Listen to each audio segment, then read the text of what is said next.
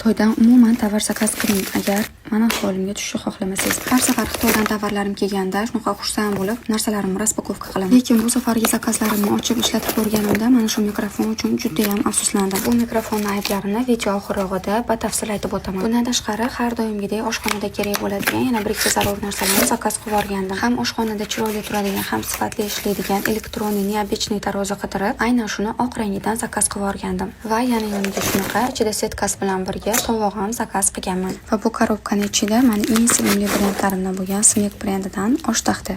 Shu zakaz qilgan narsalarim hammasining ichida eng og'iri mana shu bo'ldi. Yaxshiyamki men bularni avtokargoda zakaz qilganman. Endi mana bu mikrofonga qaytadigan bo'lsak, shunaqangi afsuslandim, nimaga aynan shu mikrofondan oldinroq zakaz qilmaganimga. Har doim raspakovka videolarim olish jarayonida shunaqangi sifatli mikrofon menga juda ham kerak bo'ladi. O'zimizda bu mikrofon $50 atrofida sotiladi. Men Pinduoduo programmasidan 134 mingga zakaz qildim. Kargochi esa bor yo'g'i 13600 so'm bo'ldi. Va bulardan tashqari telefon uchun shunaqa holder zakaz qilganman. Ham sifatini videoda ko'rsanglar bo'ladi. Telefonni juda ham mustahkam ushlab turar ekan, iPhone'ligi avtomatik yopishadi, Android uchun esa qo'shimcha shunaqa magniti bor. Va mana shu orqa fonda turgan estetichniy oq kovrikni ham men Xitoy Pinduoduo programmasidan zakaz qilganman. Buni o'zimizdan emas, aynan Xitoydan 3-4 barobar arzoniga zakaz qilishinglarni maslahat beraman. Agar hali ham Pinduoduodan zakaz urishni bilmasangiz yoki sifatli tovarlar tanlashda qiynaladigan bo'lsangiz, unda meni Pinduoduo avto kursimda o'qib, hammasini batafsil noldan to'liq o'rganishingiz mumkin.